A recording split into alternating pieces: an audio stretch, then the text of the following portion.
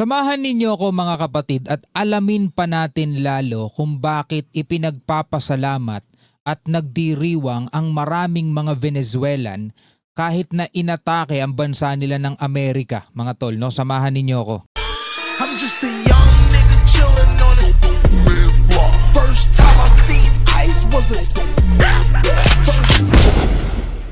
Alright mga kapatid, welcome ulit sa ating bagong video, reaction, review, commentary, opinion, criticism at kung ano-ano pa. Kesa makisali ako mga tol doon sa mga nag-iingay at nagwawala sa kalsada, kinukundina ang pag-atake ng Amerika dito sa Venezuela, mas gusto kong alamin kung bakit yung mismong taga doon at yung mismong Venezuelan ay tila ipinagpapasalamat pa at nagdiriwang sila, nagbubunyi doon sa nangyari sa kanilang bansa. Yun ang gusto kong maintindihan at gusto kong maunawaan palalo. No? Kasi mga kapatid, marami tayong naririnig, marami tayong nakikita na sinasabing mali ang ginawa ni Trump na nag-astang pulis siya at hinuli etong si Maduro. Dapat yan ay problema daw mismo ng Venezuela. Sino ba mga nagrereklamo mga tol? Diba China number 1, tapos yung iba pang mga kapanalig ni Maduro. Ngayon gusto kong marinig yung side ng mismong mga Venezuelan people. Kung ano yung nakikita nila, kung ano yung pananaw nila dito sa mismong ginawa ni Trump. Kesa halimbawa nakikita natin yung mga nagrarally, nagpo-protesta, nagmamarcha dito pa mismo sa Pilipinas mga tol, na tila ba parang may kinalaman tayo dun sa ginawa ng Amerika sa Venezuela, no? Alam ko nakita nyo na yun. Shinare ko pa yon, pinost ko pa yon at marami sa inyo nagbigay ng comment at marami nga sa inyo natawa. Kahit ako, tawan-tawa ako. Ewan ko kung bakit Mga tol, eto, merong isang video, eto si Maria Atencio. Sa pangalan pa lang talagang mukhang Latin America to Sabi rito, people keep saying they're only going after Venezuela's oil. Eto mga tol, mula sa kanya mismo, ito ay Venezuelan to mga tol. Pakinggan natin at baka ma-educate pa tayo mga tol kung ano ba yung dahilan at bakit napakaraming mga Venezuelan ang nagdiriwang. No, sa kabila, yung ibang mga Pilipino rito, imbis na problemahin na lang yung mismong problema natin, nagmamarcha sila mga tol at nagsusunog pa ng bandila ng Amerika para daw sa Venezuela mismo, no? Bilang suporta sa Venezuela. As if naman na hinihingi ng Venezuela yung suporta nila.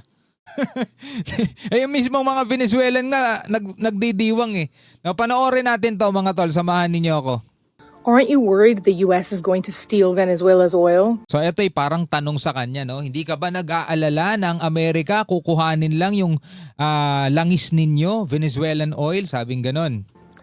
We keep hearing this, and I wanna try to explain something to non-Venezuelans who keep asking because of... Yan. Mga kapatid, eto saktong-sakto to.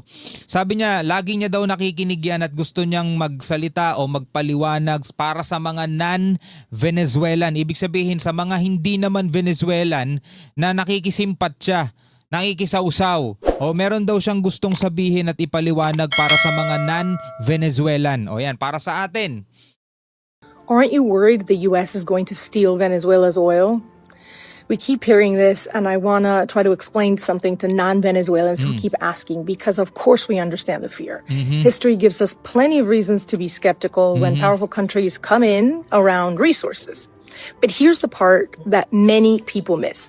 Kasi totoo naman mga tol, magiging skeptical ka talaga, magtatanong ka rin at ikaw ay mapapaisip din bakit sinasakop ng isang bansa ang isang bansa. 'Di ba? Ano ba ang kanilang motibo? Ano ba ang dahilan? Halimbawa na lang dito sa atin, West Philippine Sea. Alam naman natin mga tol na ang West Philippine Sea napakayaman sa mga natural resources. So alam natin, isa yan sa dahilan kung bakit yan pinag-iinteresan ng ibang bansa. Diba? So ganun din naman mga tol, alam nila yung takot. Pero eto daw yung hindi naiintindihan ng iba. Come in around resources. But here's the part that many people miss. For millions of Venezuelans, the oil was already taken from us. Kita nyo na. For millions of Venezuelans, the oil was already taken from us for a long time by our own regime. Matagal na daw mga tol, yung oil kinuha na sa kanila ng sarili nilang rehimen. Diba? For so long, sabing ganun mga tol, for so many years. Matagal na, for millions of Venezuelan, yung mga langis nila kinuha na daw. At this point, you've heard that Venezuela sits on the largest proven oil reserves in the world. And for decades, our national oil company, PDVSA, was one of the most respected in the region. Era una joya. It was technical, professional. It helped fund a functioning country. Then Hugo Chavez came into power. And Yan yung presidente bago si Maduro. Meron sila dating PDVSA. Yun yung parang oil company na nag-aayos. Kasi mga tol, yung langis ng Venezuela, ibang uri ng langis yun eh. Mahirap daw at magastos, mahirap kuhanin sa ilalim. Kaya pumasok ang isang American company at tinulungan sila para maiprocess yung kanilang langis at talagang mapakinabangan ng Venezuelan people. So yun na nga yun, yung respected, itong oil company na to na PDVSA ba yun ng pangalan? Kaso, PDVSA Yeah, was one of the most PDVSA. respected in the region. Era una joya. It was technical, professional. It helped fund a functioning country.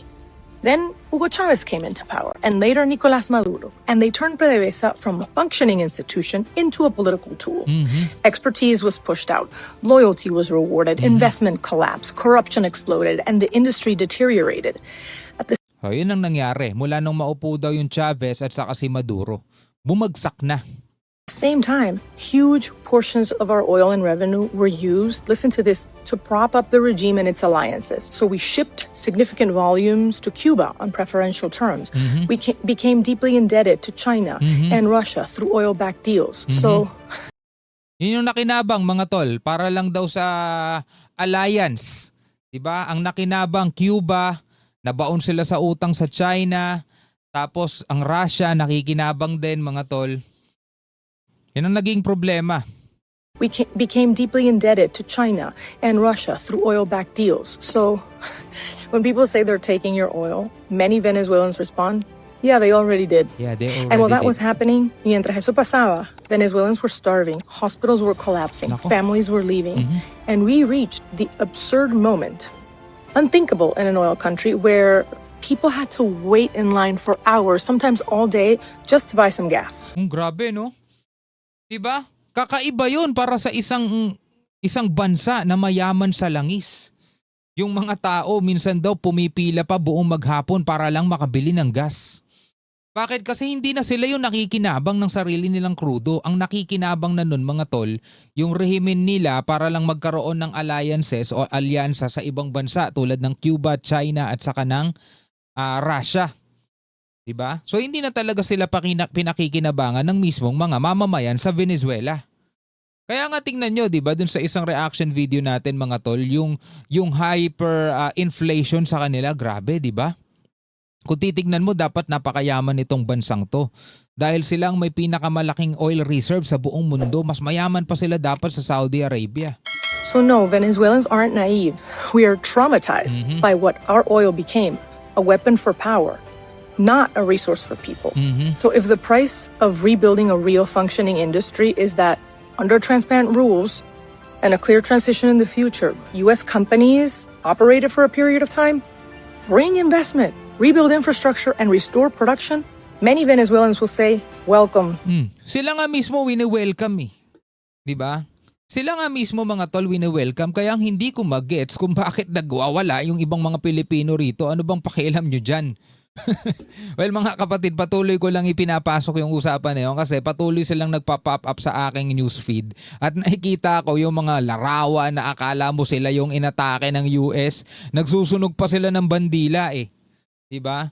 Eh kung may makakausap kayong Venezuelan, mapapahiya lang kayo kung ganito sasabihin.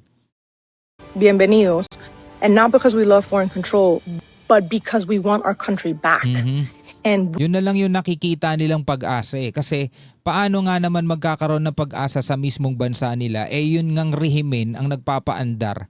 Sino pa bang mas makapangyarihan dun? Eh, so ito na, nang himasok ang Amerika, so ito yung parang nakikitaan nila ng pag-asa pa ulit. Pagkakataon pa ulit para makabalik sa dating unlad o sa dating yaman yung kanilang bansa. Pakinabangan yun, dapat sila ang nakikinabang. Tulad na lamang nung langis na yan. we want the oil to finally benefit Venezuelans instead of dictators in Cuba, China, and Russia. Gusto nila yung Venezuelan mismo ang makinabang. Hindi daw yung dictators tulad ng Cuba, China, and Russia. Kaya nga galit na galit ang China eh. Apektado sila mga tol eh. So I wrote a Substack column going in depth on this for you with facts, and I want you to send it to your friends who are non-Venezuelans. Diba? Nagsulat pa daw siya at i-share no, i-share natin sa lahat ng mga kaibigan natin na non-Venezuelan. Yun dun sa mga nakikisigaw lang, mga hindi naman sila Venezuelan eh. Hindi naman tayo Venezuelan eh. Filipino tayo eh. Pero ewan ko bakit doon sa ibang Pilipino nag-iingay sila eh. Hindi naman sila Venezuelan. Yung ibang Venezuelan gusto nilang ibahagi kung ano ba yung totoong nararanasan nila doon. Comment oil and I'll send you the free link. Let's keep educating people on what actual Venezuelans really feel. Let's keep educating people. Diba? On what actual Venezuelans really feel. Gusto nilang turuan, i-educate ang mga tao kung ano ba yung totoong nararamdaman nila as Venezuelan. Sa lahat mga kapatid, kung sino ang unang-unang dapat mag-react, sila yun eh. Kasi sila mismo yung Venezuelan eh. Ay nako po ang mga Pinoy. Natatawa na lang talaga ako dun sa mga nagpo-protest at nagraralit, nagsusunog pa ng bandila ng Amerika. Ikaw bilang isang Pilipino, ano masasabi mo sa kanila? Comment ka na lamang sa ibaba. Hanggang sa muli, ako nga pala si Shobaldi. Peace out.